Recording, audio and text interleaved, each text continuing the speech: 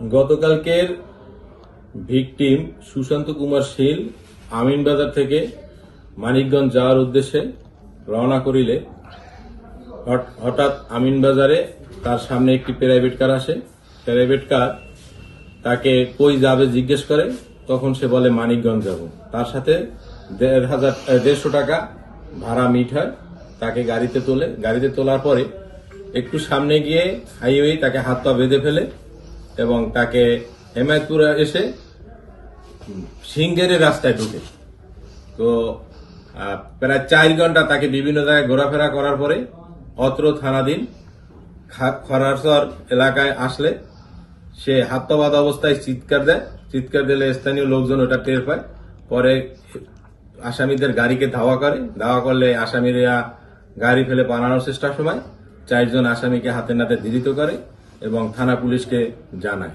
পরবর্তীতে থানা পুলিশ গিয়ে ভিকটিমকে উদ্ধার করে এবং তাদের ব্যবহৃত প্রাইভেট কার, তাদের ব্যবহৃত 2টি চাকু, 3টি মোবাইল এবং অপহরণ কাজে ব্যবহৃত উদ্ধারকৃত 3,020 টাকা পুলিশ হেফাজতে নিয়ে জব্দ তালিকা প্রস্তুত করে তাদের বিরুদ্ধে অত্র থানায় একটি মামলা রুজু করা হয়। আসামিদের পিসিপির যাচাইকালে দেখা যায় তাদের ইতিপূর্বে আরো একাধিক থানায় মামলা রয়েছে। আজকের আসামিদেরকে বিজ্ঞ আদালতে প্রেরণ করা হবে এবং তাদের রিমান্ড চাওয়া হবে।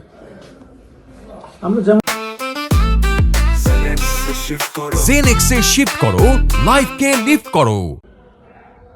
গতকালকের ভিকটিম সুশান্ত কুমার শীল আমিনবাজার থেকে মানিকগঞ্জ যাওয়ার উদ্দেশ্যে রওনা করিলে হঠাৎ আমিনবাজারে তার সামনে একটি প্রাইভেট কার আসে।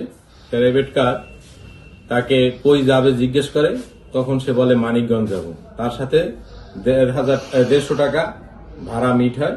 তাকে গাড়িতে তোলে। গাড়িতে তোলার পরে একটু সামনে গিয়ে হাইওয়ে তাকে হাত পা বেঁধে ফেলে এবং তাকে হেমায়তপুরে এসে সিংহের রাস্তায় ঢুকে। তো প্রায় 4 ঘন্টা তাকে বিভিন্ন জায়গায় ঘোরাফেরা করার পরে অত্র থানাধীন খরারচর এলাকায় আসলে সে হাত পা বাঁধা অবস্থায় চিৎকার দেয়। চিৎকার দিলে স্থানীয় লোকজন ওটা টের পায়।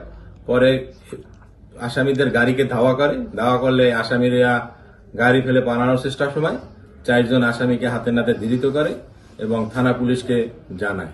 পরবর্তীতে থানা পুলিশ গিয়ে ভিকটিমকে উদ্ধার করে এবং তাদের ব্যবহৃত প্রাইভেট কার, তাদের ব্যবহৃত 2টি চাকু, 3টি মোবাইল এবং অপহরণ কাজে ব্যবহৃত উদ্ধারকৃত 3,020 টাকা পুলিশ হেফাজতে নিয়ে জব্দ তালিকা প্রস্তুত করে তাদের বিরুদ্ধে অত্র থানায় একটি মামলা রুজু করা হয়।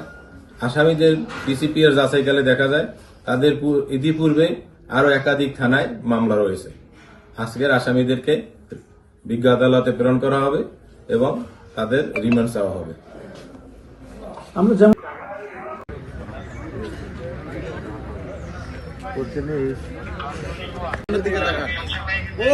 কবরস্থান না কি খবর? গাড়ি কি তোর এটা হাবি তোর গাড়িটা? আমি চলে যাব আমার খবর নেই।